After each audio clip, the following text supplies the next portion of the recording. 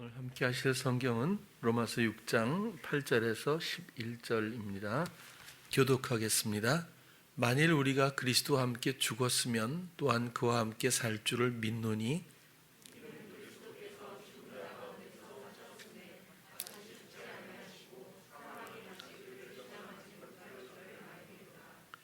그의 죽으심은 죄에 대하여 단번에 죽으심이요 그의 살으심은 하나님께 대하여 살으심이니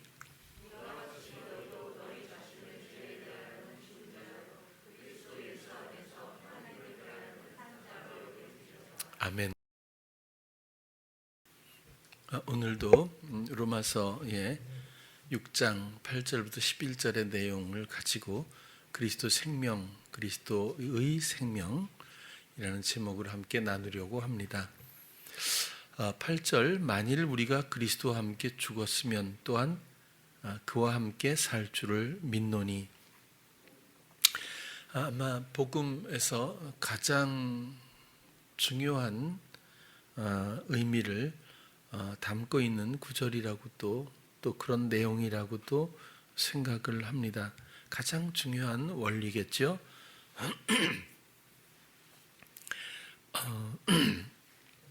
우리가 그리스도와 함께 죽고 또 그리스도와 함께 다시 사는 것, 이것이야말로 복음의 정수가 아닐 수가 없습니다.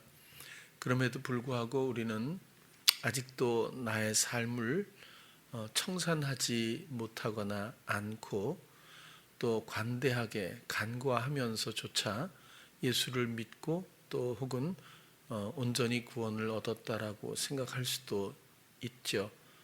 이런 문제들을 오늘도 또 변함없이 여러분들과 함께 선명하게 정리하는 시간을 갖기 원합니다. 복음은 생명에 관한 것이고 우리의 생명의 연장선상에 그 목숨이라고 하는 생명이 육적 생명이 전혀 아닌 우리가 아직 경험해 보지 못한 몸을 입는 또 그리스도의 이미 소유된 생명에서 이해를 해야 한다고 봅니다. 우리가 그리스도와 함께 죽었으면 또한 그와 함께 살 줄 믿는다. 먼저 우리의 죽음이라고 하는 것을 여러 가지 관점에서 측면에서 다가가서 이해해 볼 수가 있겠는데 우리가 죽었다는 것이 과연 구체적으로 무엇일까요? 목숨 이야기가 아니라면 육체의 사망 이야기가 아니라면 그리스도와 함께 내가 죽었다는 의미를 어떻게 이해를 해야 할까요? 늘 말씀을 드렸다시피 우리가 삶을 유지하고 있는 여러 가지 요소들에 대해서 이 동력을 포기하고 스스로 그만두어야 하는데 좀 더 구체적으로 드렸던 말씀 그대로 나의 생각, 나의 기대, 나의 계획, 나의 갈망, 나의 열심, 나의 원하는 것, 나의 추구, 나의 말, 나의 행실로 점철되어 있는, 이루어져 있는 이 삶의 모든 요소들이 이제 그만 중단되어야 합니다. 그것이야말로 하나님 앞에서 기뻐하심을 입은 기뻐하시는 산 제사가 되는 것이고 내가 그리스도와 함께 죽은 것이 됩니다. 하나님의 목적은 과정이 아니라 결과로 본다면 우리에게 생명을 주시는 겁니다. 사랑 안에서 영원한 그 섬김의 모든 유익은 물론이고 하나님의 모든 능력을 기업으로 상속으로 우리에게 주시고 그 끝없는 사랑을 함께하며 하나님의 생명을 누리자고 하시는 그런 뜻이 분명하죠. 그것이 복음입니다. 그러기 위해서는 절차가 필요한데 그것이 바로 우리들의 죄와 사망, 패역에 거한 사단과 야합되어 버린 하나님을 배신했던 이런 가슴 아픈 과정을 통해서 모든 것들을 분별하게 되고 자신의 악함을 통해서 하나님의 선함을 사모하게 되고 나의 절망을 통해서 그 예수 그리스도만이 소망이라는 것을 이해하게 되고 이런 관심사로부터 내가 갱신이 되어서 그때부터 나의 모든 것들을 기쁘게 그만 내려놓을 수 있게 되고, 그리고 그때부터 시작되는 그리스도의 사심을 경험하게 되며 육체를 입고 있는 이 순간에도 우리의 영원하신 생명이신 그리스도의 사심으로 말미암아 육체의 남은 때를 그 뜻을 이루는데 우리가 함께 걷고, 또 이 육신을 벗고 나서는 이 육신이 다시 부활하는 것이 아니라 신령한 몸, 영적인 몸, 영원히 불멸체로서 하나님 주시는 하나님의 진정한 몸과 또 이어지는 생명, 그런 것들을 말해주고 있습니다. 그래서라도 나의 죽음이라고 하는 것, 이런 것들을 세례, 혹은 세례라고 하는 의미는 죽음인데 그것은 이전의 삶에 대한 청산의 의미가 있죠. 그래서 노아의 홍수 때도 물로 모든 것들을 잠재우고 또 멸하셨던 그 심판이 있었습니다. 죄의 모든 것들은 죽어야 한다는 하나님의 공의의 법칙이죠. 또 그렇게 그런 세례의 예표가 있었는가 하면 또 홍해가 있죠. 그래서 물로 말미암아 이전의 것을 그대로 홍해에 수장시킨, 이전에 살았던 모든 환경과 영향력과 또 내가 반응했던 모든 관계들을 다 청산하고 물에 수장시키고, 이제는 오직 하나님의 공급하심과 인도하심과 보호하심과 또 이기게 하심과 이런 하나님의 은혜로 말미암아 살기 시작하는 광야로 또 나아가게 됩니다. 그러나 애굽에서 청산하고 단순히 세례를 거쳤다고 해서 모두가 구원을 얻는 것은 아닙니다. 믿음이 없이는 구원을 얻을 수가 없죠. 광야에서 갈렙과 여호수아를 제외하고는 전부 죽었습니다. 그것은 엄청난 또 아주 선명한 메시지가 그곳에 있다라고 생각을 하죠. 그렇게 이런 것들을 세례 혹은 다른 말로는 마음의 할례로도 표현을 합니다. 결국 마음에 있는 것들의 잘라냄이라고 하는 이 단계가 우리의 죽음이라고 하는 설명일 텐데, 그것이 바로 나의 생각을 자르는 것이고 나의 갈망을 자르는 것이고 내 마음에 원하는 바에 어떤 그 생명력이 있는 그것을 잘라버리는 것이고, 또 부추김에 의해서 이미 말하고 있는 나의 그 모든 행실을 또 그 동력을 잘라야 하고, 우리의 원하는 대로 행동에 옮겼던 우리의 삶의 모든 요소들, 그런 문제들을 우리가 다 잘라버려야 합니다. 그것이 마음의 할례이자 우리의 온전한 그리스도 앞에서의 죽음입니다. 우리는 이미 사단과 야합을 했기 때문에, 죄에 익숙한 자들이 되었기 때문에 하나님 앞엔 당연히 그 심판이 노아 때처럼 소멸되고 멸망하는 것뿐입니다. 그러나 하나님은 우리에게 생명 주시기를 원하셨기 때문에 처음부터 약속하시고 계획하시고 소망하셨던 대로 말씀이 육신이 되어 이 땅에 오셔서 모든 죄인들을 대신해 죄 없이 오신, 여자의 후손으로 오신 예수 그리스도, 독생자 예수 그리스도의 형벌로 인하여, 대속의 죽음으로 인하여 그 앞에 마음의 할례만 이루어주는 어느 누구라도, 무엇을 했든 어디에서 살았든 어떤 나라 사람이든 언제 태어났든 그런 것들이 중요한 것이 아니라 죄의 시절에 있었던 문제를 판단하는 그런 문제가 아니라, 어느 누구라도 그 이전의 것에 대해서 애통하고 그 모든 것들을 청산할 의지를 가지고 주님을 바라보는, 나아오는 그 어떤 심령이라고 하더라도 그리스도의 생명이 시작됨으로 말미암아 그 생명을 공유할 수 있게 되는 구원의 소식이 바로 복음이라고도 또 말씀드릴 수 있겠습니다. 그렇게 또한 그와 예수 그리스도와 함께 살 줄로 믿노니, 여러분 지금도 보면 그리스도를 우리가 생각도 하지 않고 우리가 충분히 살아갈 수 있다고 느끼면서 우리가 말하고 시도하고 계획하고 또 이런 걷는 모습들을 얼마든지 우리에게 발견될 수 있습니다. 그러나 다시 사는 삶은 이렇게 홀로의 삶이 아닙니다. 다시 사는 삶은 공동의 삶이라고도 표현할 수 있어요. 그동안도 나 혼자 사는 것이 아닙니다. 부추김의 세력에 의해서 부리는 자가 있고 또 굴종하는 자가 있듯이 우리는 부리는 자의 존재감을 느끼지 못하면서 굴종했을 뿐이죠.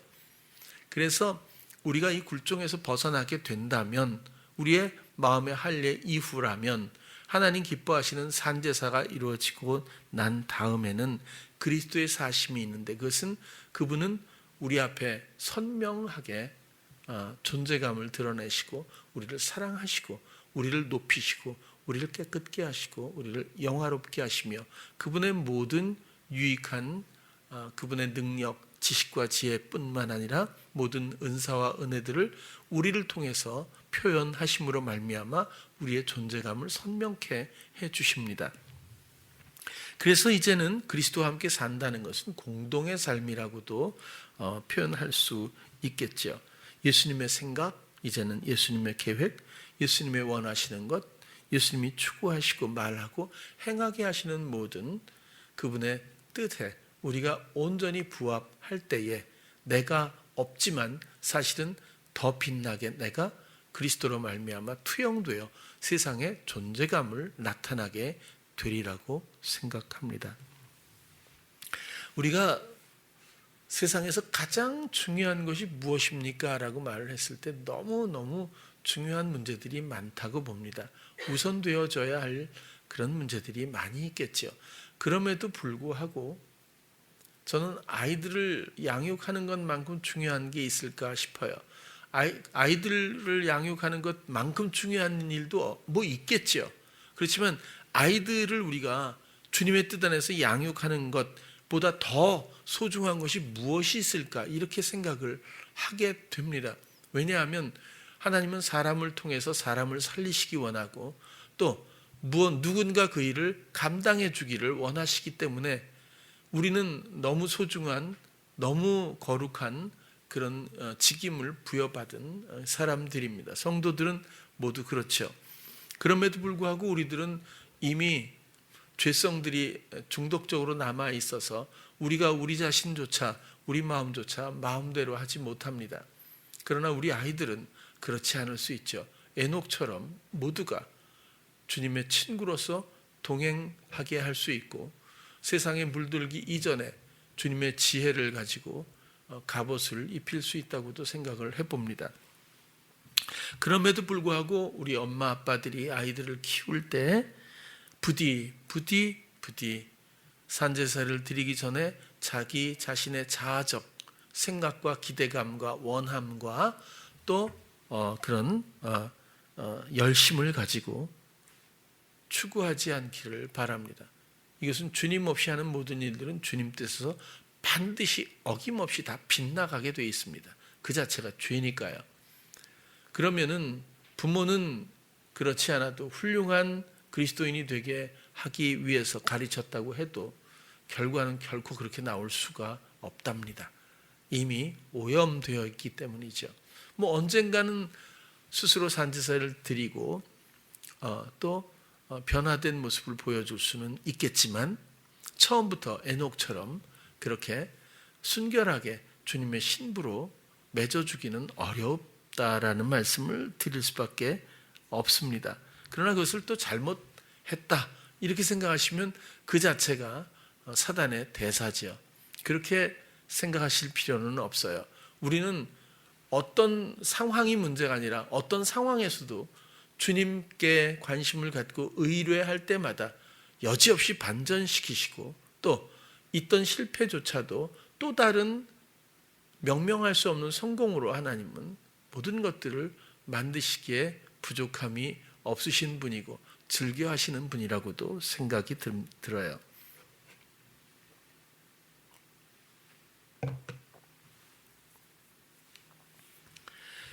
시골에 가면 아직도 가끔 현수막을 봅니다. 누구의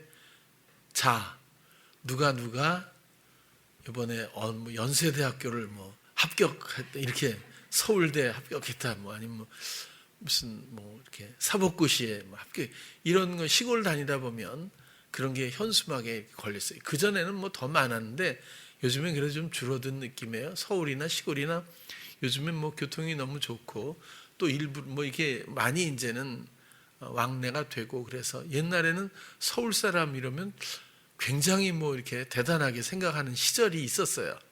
그것처럼 그 전에는 아무튼 그 부모의 마음이 아무튼 현수막에 많이 담겨 있고 동네 사람들의 축하하는 마음도 느껴지긴 합니다.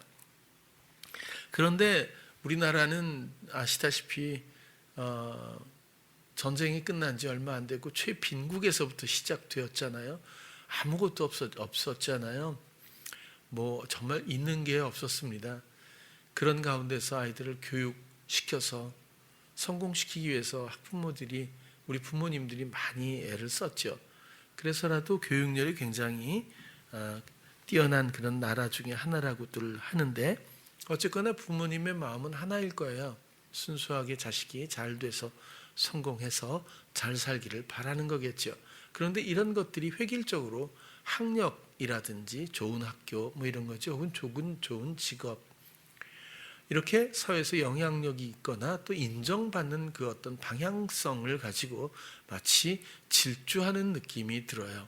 그러나 그리스도 예수 안에서, 복음 안에서 생각하면 과연 이 길이 옳은 길이라고 만약에 누가 질문한다면 그렇다라고 대답하기는 아마 대단히 어려울 겁니다. 왜냐하면 처음부터 이런 것들은 상관이 없거든요. 오히려 다른 영향력이 있을 수 있겠죠. 예수님이 대단한 집안에 태어나서 대단한 학벌을 가지고 대단한 능력, 뭐 이런 배경을 갖고 있었다고 하면 굉장한 혼란이 있었을 겁니다. 그러나 그런 것에서 무슨 괜찮은 선한 것이 날 수 있겠어라고 세상 사람들이 말할 정도의 환경을 택했다고 하는 것은 그것이 옳다는 뜻이 아닐 겁니다. 세상 가치와 반하는 여러 가지 메시지가 있지 않겠습니까? 그렇다고 해서 예수님이 꼭 배우지 않은 사람, 또 도시 말고 농촌 사람, 혹은 더 세상에서 드러나지 않은 반대 영역에 있는 사람들을 선호했던 것만은 아니라고 봅니다. 예수님은 마음이죠.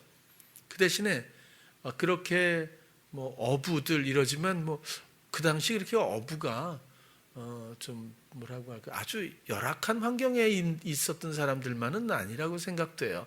하나의 직업일 수 있고 또 괜찮을 수도 있다고 보여지거든요. 그래서 꼭 세상 개념과 반대적인 이런 것만은 아닐 거라고 생각이 들고, 또 바울 같은 사람은 대단한 배경을 가진 사람인데 결국 하나님의 뜻대로 그 쓰임새대로 하나님이 쓰시는 것뿐이지 어떤 세상의 기대와 바람, 방향성과 일치하지는 않는다. 그런 말씀은 드릴 수 있고 또 우리도 충분히 이해할 수 있는 이야기입니다. 그럼에도 불구하고 그리스도인이라고 하는 교회를 다니고 있으면 사랑한다고 고백하는 수많은 성도들의 가정을 가보아도 세상 지향적이고 세상에서 성공해야 하고 좋은 학교 가야 하고 뭐 그렇게 해서 그런 걸 아직도 성공이라고, 또 그것이 하나님께 영광이 된다고 생각할 수도 있다는 겁니다. 그 말 자체가 틀린 것이 아니라 그리스도의 생각인지 아니면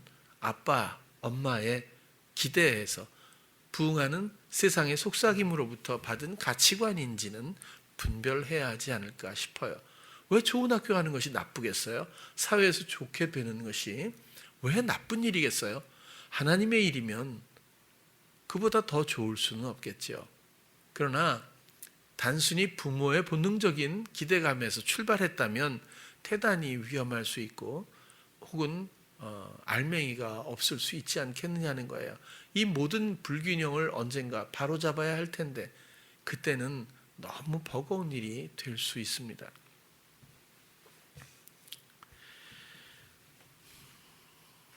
가정도 물론 그렇고요. 사업도 그럴 수 있고 교회의 일도 그렇습니다.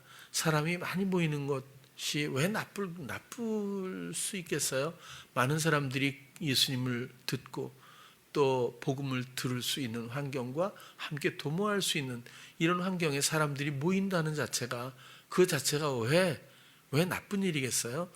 뭐 여러 가지 방안 중에서 하나일 수도 있겠죠. 뭐 작은 소 교회들이 많은 것도 또 좋은 일일 테니까. 그런데 그것이 목적이 되고 추구하는 어떤 힘을 갖게 될 때에, 그럴 때에 많은 관심사를 빼앗길 수 있고 많은 에너지를 쏟아 부어야 할 수도 있을 것이고, 그런 것들이 주님의 뜻과 순간마다 빗나가게 할 수 있는 여지가 얼마든지 있기 때문에 그런 것들에 우리가 경계해야 된다는 말씀을 드리는 것뿐입니다. 중요한 것은 언제나 그렇지만 사람의 일인가 주님의 일인가 그런 거죠. 나의 원하는 바인가 주님이 원하시는 바인가 그런 것들이 중요하죠. 요즘에도 늘 청년들에게 이야기합니다. 상황이 딱 주어졌을 때 우리는 상황에 내가 반응하고 있어요. 내가 반응하다 안 되면 주님을 찾아요. 그게 아니라 주님의 손을 잡고 상황을 함께 맞이해야 한다고 말씀을 드려도 이게 잘 안 되는 것 같아요. 그러니까 일그러진 다음에 펴는 것 정도를 도움을 받아요. 이 일그러뜨리는 영향력을 없이 하고 그런 영향력들로 말미암아 또 굴종으로 끌려가야 되는 많은 심령들을 위해서 헌신하기보다는 스스로가 이미 그렇게 된 후에 이런 것들에 대해서 도움을 구하는 것을 주님과의 관계로 설정하고 또 반복하는 그런 경우도 얼마든지 있을 수 있습니다. 나의 원함인가 주님의 원하심인가 이런 것에 또 원함에 대해서만 그렇게 초점을 맞출 수도 있겠어요. 그러나 좀 더 구체적으로 다시 말하면 나의 옛사람이 죽은 후에 순종으로 주님의 뜻이 순종으로 인도되고 있는 건가라고 하는 총체적인 설명으로 보면 그런 거죠. 과연 나의 생각이 기인하고 있는 건가? 주님의 생각을 나는 생각하고 공동의 삶을 살고 있는 건가? 내가 원하고 내가 판단하고 내가 기대하고 내가 열심으로 하고 이런 것이 아니라 모든 것은 나의 모든 관심사는 감각은 오직 주께 향해 있고 이 상황을 주가 맞이하며 생각하시고 원하시고 뜻하시는 바의 모든 지혜와 지식들을 내가 구하고 있는 건가? 라고 하는 전체적인 구도에서 나의 방향성은 나의 마음의 상태는 어떤 건가를 우리가 반드시 정리를 해야 합니다. 아니면 놀이개감 말고는 그 존재감을 표현할 방법이 없습니다.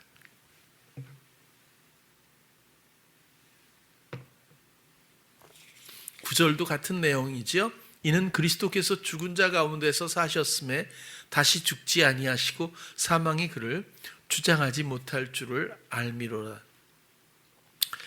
살아나셨다, 사셨음에 그냥 생명, 부활 같은 내용이지만 에게이로는 몇 번 말씀드렸어요. 깨우다, 죽음에서 일으키다 혹은 들어 올리다 라는 그런 의미가 있습니다.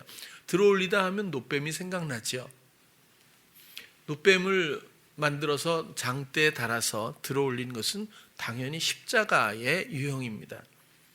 그런데 중요한 것은 그 장대에 달린 것은 노뱀을 상징하는 예수 그리스도입니다. 왜 뱀을 달았을까요? 그는 진짜 세상의 모든 죄를 흡수해서 전가해서 그 죄의 속성과 그 본체로서 심판을 받았기 때문입니다. 그리고 사람들은 똑같이 옆에서 장대에 달려야 사는 것이 아니라 그것을 마음으로 받아들이고 그분이 우리를 죽어가는 불뱀에 물려 죽어가는 이제 멸망 가운데 절망 가운데 있는 그들이 오직 구원자 예수 그리스도를 갈망하며 의뢰하고 의지했을 때 그때 그 생명이 주어지는 회복이 있을 것이다 라는 중요한 또 교훈이죠. 그렇게 사셨으면 다시 죽지 아니하시고 여기서 아니라는 말은 더 이상 아니다, 더 이상 없다 그런 거고 사망도 하나님과의 관계 상실이죠. 다나토스 이 단어가 10절로 넘어가 볼게요. 그의 죽으심은 죄에 대하여 단번에 죽으심이요 살으심은 하나님께 대하여 살으심이니. 이것은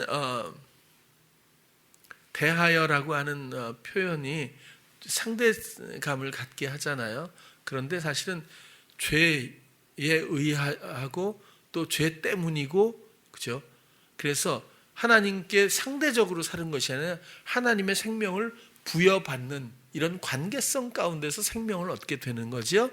그런 것들이 대하여 이렇게 표현되어 있는데, 그의 죽으심은 죄에 대하여 단번에, 이것도 단칼에 한 번에란 뜻이 더 맞을 거예요. 한 차례만, 한 번에, 한 번 있었던 일인데, 그건 왜냐하면 원래 죄성이 우리에게, 죄인들은 양 대신에 그 죄인들이 하나님 앞에 심판받아 죽어야 마땅하죠. 그게 하나님의 법이니까요. 죄의 대가는 사망이지 않습니까? 죽음인데 그렇게 죽어야 하는데, 그렇게 한번 이게 영원히 죽여서 멸망시키는 것은 만물을 지으시는 처음부터 하나님의 계획은 없었습니다. 이런 복잡하고 엄청난 과정들을 겪었지만 결국은 살리기 위해서 모든 것들은 시작된 거니까요. 그래서 우리를 죽이실 수는 없었고 그런 계획도 없으셨어요. 대신 죽으려고 하신 사랑 때문에 그 사랑에 힘입어 마음을 들여, 마음을 얻어 그가 공동의 삶으로 일으켜지는 것을 원하셨기 때문에 죄에 빠진 과정의 모든 영혼들을 죽이려고 하신 분은 아니에요. 대신에 죄에 빠질 거야. 근데 내가 사랑으로 너희들을 위해서 죽을게 라고 말씀하시면서 그 예를 번제로 혹은 여러 가지 제사법을 통해서 계속 반복해서 알려주신 거예요. 그래서 죄를 전가해서 짐승에게, 그 짐승이 죄를 받고 대신 판단, 심판받는 이런 유형의 제사가 끊임이 없었던 거죠. 이것은 사람이 있는 이상 끝나지 않는 제사입니다. 끝날 수도 없는 제사죠. 그 자손들도 그렇고 누구도 그렇고 우리도 또다시 어떤 죄를 사함받았다고 해도 또다시 죄성의 중독에 의해서 또다시 반복되는 죄의 굴레를 벗어날 수가 없기 때문에 이 제사는 끝날 수 없지만 예수님은 한 번에 끝냈다는 겁니다. 죄가 없으신 그분이 우리의 죄를 대신해서 해결을 했다는 겁니다. 그러니까 원래 형벌을 받지 않아야 마땅한 이 예수 그리스도가 죄 때문에 죄에 대하여 대가를 지불하심으로 말미암아 이제 다시 죄를 더 이상 물을 수가 없는 이 원리가, 그런 환경이 영적으로 조성됐다는 거죠. 그래서 그 그리스도의 죽음에, 우리의 죽음은, 그리스도는 실제적인 죽음이고 우리의 죽음은 마음의 죽음이 있으면 우리도 이제는 어떤 죄의 권세가, 어떤 사망의 권세가 물을 수 있는 게 없다는 거죠. 요구할 수 있는 모든 관계가 그리스도의 죽음에 합한 자에겐 청산되었다는 뜻이죠. 완불된 거죠. 단번에 죽으심, 한 번의 죽으심이고 그의 살으심은 하나님께 대하여 살으심이다. 이것도 하나님께 대하여 살으심이다. 이것이 그의 살으심은 하나님께 대하여 살으심이니 이렇게 표현이 되어 있는데, 원문은요 간단해요. 조, 호스, 데오스, 조에. 조는 조에죠. 조는 살아있다, 생명 이런 뜻이에요. 조가. 호스는 것, 이 것이거든요. 그러니까 살아있다는 이 생명은 이렇게도 조, 호스. 그 다음에 데오스 조입니다. 데오스 조는 뭐죠? 여기서 보면 하나님께 대하여 살으심이니 이렇게 표현했지만 데오스 조는 하나님 생명, 그냥 간략하게 보면 하나님으로 말미암는 생명, 하나님의 생명입니다. 그러면 단번에 죽으시며 예수 그리스도가 살으심은, 그것은 그 생명은 하나님의 생명이다, 그런 뜻이죠. 아니, 쉽게 군더더기를 빼버리면 그렇다는 거예요. 하나님의 생명이 비로소 죄와 사망의 모든 권세들을 깨트린 이후에 비로소 소중하게 예수 그리스도께 주어진 겁니다. 이제 그의 살으심은 하나님의 생명이 그에게 이제 주어졌기 때문이죠. 하나님의 생명이 비로소 시작된 거죠. 이와 같이 너희도 너희 자신을 죄에 대하여는 죽은 자예요. 죄에 대하여, 그러니까 우리가 스스로 생각하고 스스로 기대하고 스스로 열심으로 하고 스스로 계획하고 스스로 말하고 실행했던 이 모든 이 인생, 이런 생명력에 대해서는 생명력이 없도록, 그것이 죄에 대하여 우리 자신이 죽은 거잖아요. 그리고 그리스도 예수 안에서 이젠 그리스도를 사랑하고 내가 없고 그분이 내 안에 있는 것처럼 나도 그분 안에 모든 것들이 합일된, 다시 말해서 연합된 그런 가운데서 하나님을 대하여는 산자로 하나님의 생명이 우리에게 그렇게 부여될 것이다, 그렇게 여길지어다 이렇게 되어 있는데, 이것은 로기조마이라고 하는 단어죠. 생각하다, 간주하다, 그렇게 여긴다 같은 내용이기도 합니다. 우리의 죽음은 우리의 선택에 의해서 가능합니다. 이것은 반드시 누가 대신 죽여줄 수 있는 게 아닙니다. 그런데 우리가 죽음을 선택하지 않기 위해서, 생명력 없도록 우리를 그렇게 만드는 과정을 선택하지 않도록 하기 위해서 엄청난 시험이, 유혹이 언제나 기다리고 있죠. 선택은 우리가 합니다. 죄와 의가 있다면 여러분들은 무엇을 선택하겠습니까? 물론 이런 구도는 좀 우스꽝스러울 정도로 단순하지만 죄가 있고 의가 있어요. 여러분들은 죄를 선택할까요? 아니요, 다 의를 선택할 거예요. 사망이 있고 생명이 있어요. 그럼 당연히 생명을 선택하겠죠. 그죠? 버림받음과 사랑이 있어요. 뭘 선택하겠어요? 당연히 사랑을 선택하겠죠. 사망과 생명 다 똑같습니다. 사단과 예수 그리스도가 있으면 누굴 선택하겠어요? 당연히 예수 그리스도죠. 그렇다면 처음부터 문제는 없습니다. 여러분들의 선택에 무슨 여지도 결함도 없습니다. 근데 왜 안 되죠? 그게 문제죠. 그게 문제 아닐까요? 그것은 다행스럽게도 우리들의 잘못만은 아니라는 거예요. 우리의 마음은 원함이 있어요. 예수 그리스도입니다.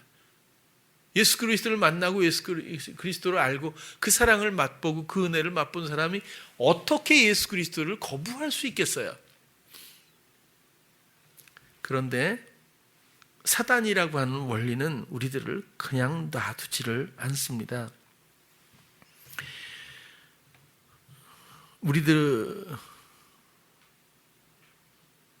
우리의 이런 연약하고 무지하고 어리석은 우리들을 놔두지 않고 어려서부터 아주 지독하게 중독을 시켜놨어요. 내가 생각하는 것으로, 또 더 빨리 생각하는 것으로, 더 효과적으로 생각하는 것으로, 더 나은 생각을 해보는 것으로, 선한 것을 생각하는 것으로, 또 헌신하는 생각으로, 혹은 배려하는 생각으로, 그 어떤 것이라고 하더라도 생각에 생동감 있는 이 생명력을 왕성하게 중독시켜 놔 버렸습니다. 그래서 어떤 상황에 내가 생각하는 것, 이런 이전에 형성된 인격의 삶에 대해서 어떤 누구도 중독이라는 생각도 하지 못한 채로 끌려가듯 요구받고 있는데도 불구하고 자각조차 못하는 사람들도 많이 있습니다. 이 중독 때문이고, 그리고는 사단의 끝없는 부추김이 순간마다 있기 때문에 이 굴레를 쉽게 어느 누구도 벗어날 수가 없어요. 그래서 우리의 생각은 어떤 상황에서 이것을 극복하려고 하는 생각에 에너지를 투입해서는 안 됩니다. 이거 극복한다는 목적성을 가질 때 이미 나의 일이 되기 때문에 그렇죠. 어떤 상황에서 우리의 모든 감각은 오직 주님을 향해야 합니다. 그러면 주님으로 말미암아 모든 것들이 정리되죠. 이런 경험을 하다 보면 처음부터 우리는 주님을 향해 있을 수밖에 없게 되고, 이런 고약한 중독에서 벗어나서, 그러니까 우리의 어떤 노력으로 말미암아 벗어나는 것이 아니라 그리스도의 존재감과 그분의 사랑의 힘으로, 그분의 헌신의 다스림의 힘으로 이런 모든 것들이 처음부터 없었던 것처럼 우리의 관심사조차, 감각조차 되지 않는다는 말씀을 드려보는 거예요. 사람은 하나님과 사랑하기 위해서 지으셨죠. 이제라도 빼앗겼던 모든 감각을 오직 주님께만 드리면 상황이 무슨 관심사가 있겠습니까? 아파도 주님을 사랑해 보세요. 그러면 나의 관심사가 아니라는 걸 금방 압니다. 주님이 이렇게 하신 데는 이유가 있겠죠. 사랑하는 아내와 남편이 있어도 아내가 남편을 그 정도도 못 믿을까요? 하물며 예수 그리스도를 그 정도도 못 믿을까요? 살아계신 하나님이 허용하시는 이 일에 대해서 이유를 듣고 이해를 해야 믿을 수 있는 건가요? 이건 관계도 아닙니다. 그렇게 만약에 생각한다면 우리는 너무 소중한 영감을 부여받았어요. 오직 하나님을 알고 사랑할 수 있는. 근데 우리의 선택을 중독적으로 빼앗기고 있다는 겁니다. 보잘것없고 처음부터 없었던 것 같은 수많은 상황에 허상에 우리의 마음과 생각, 감각을 소비하고 낭비하고 있다는 뜻입니다.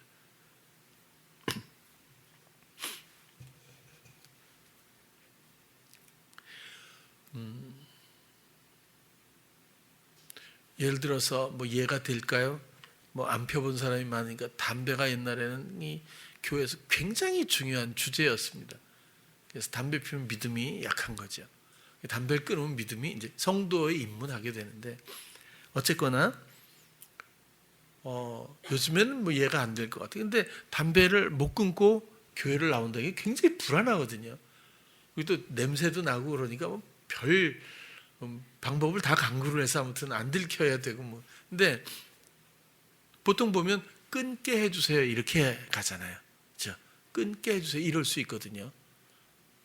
근데 그게 그런 공식이 아니라 그런 원리가 아니라 주님 사랑해요 라고 하면 언제 미련이나 관심이나 아니면 뭐 이런 뭐라고 해야 되나 이런 중독성이 그냥 없어져요.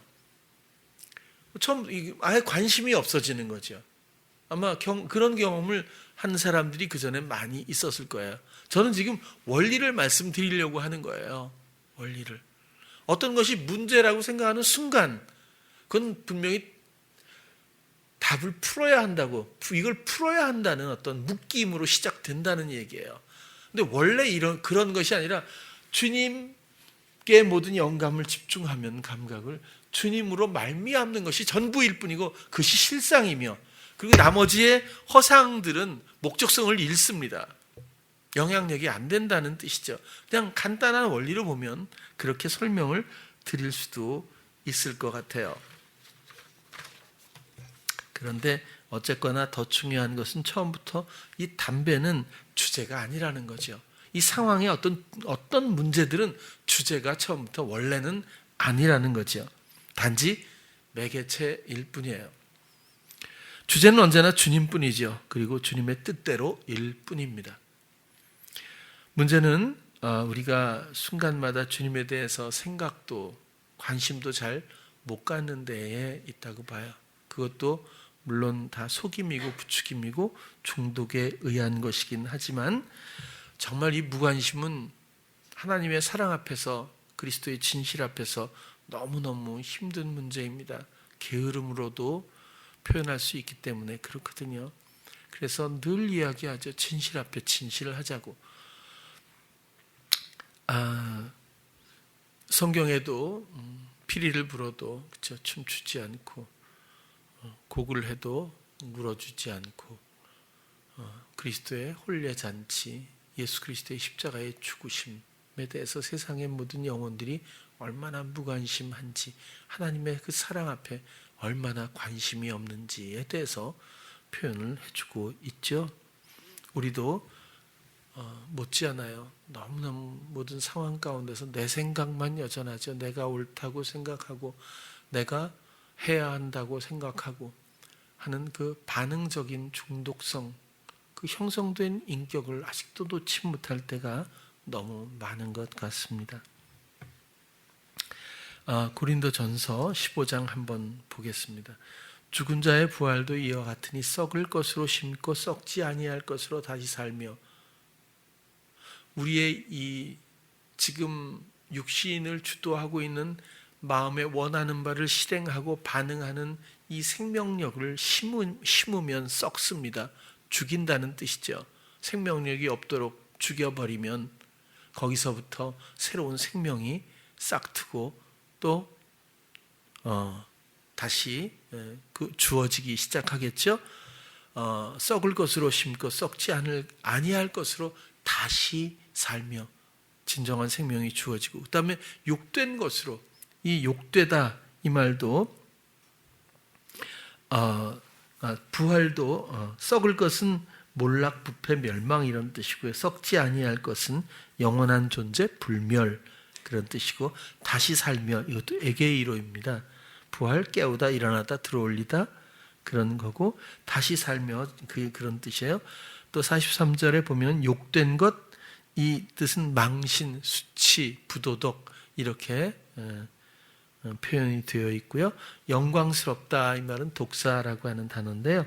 거룩한 영의 위엄, 우리가 욕된 것으로 부도덕하고 하나님 앞에 수치스럽고 망신이죠.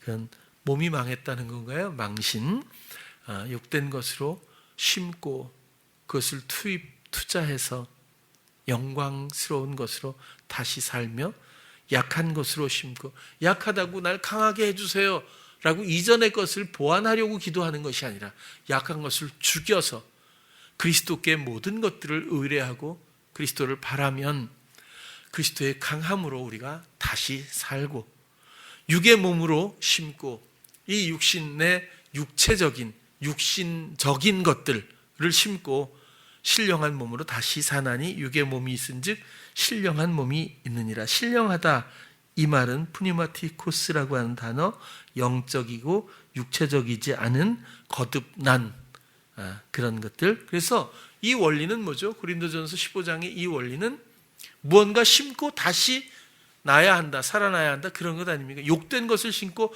영광스러운 것으로, 썩은 것을 심고 썩지 아니할 것으로, 육의 것을 심고 신령한 것으로 이렇게 심어야 한다는 말이고, 심는다는 것은 바로 세례, 마음의 할례, 산제사, 죽음입니다.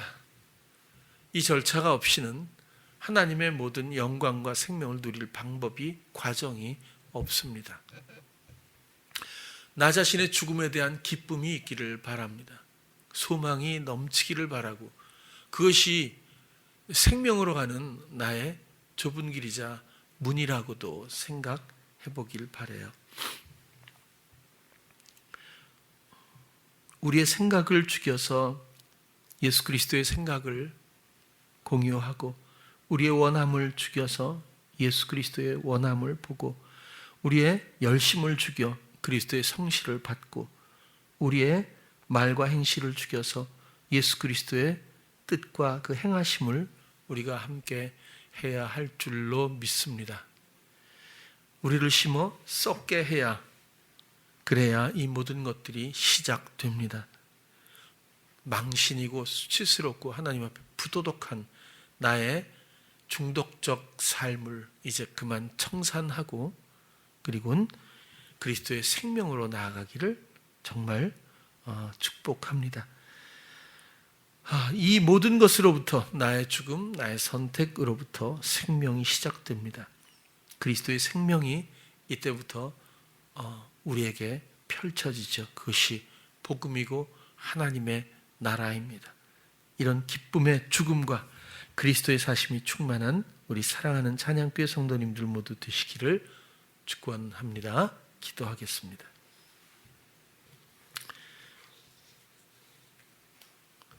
사랑의 주님, 오늘은 그리스도의 생명에 대해서 나누었습니다. 우리가 아직도 부여잡고 있는 이전의 삶, 욕된 것, 이 모든 것들을 심기 원합니다. 하나님 앞에 기쁘게 산제사를 드립니다. 이 모든 것들을 포기하고 우리의 모든 감각을 주께 드려 주님을 듣고 또 주님의 모든 것들을 받기 원합니다. 공동의 삶을 이루고 함께 걸을 수 있도록 우리 성도님들을 붙드시고 인도하여 주시옵소서. 예수님 이름으로 기도드렸습니다. 아멘.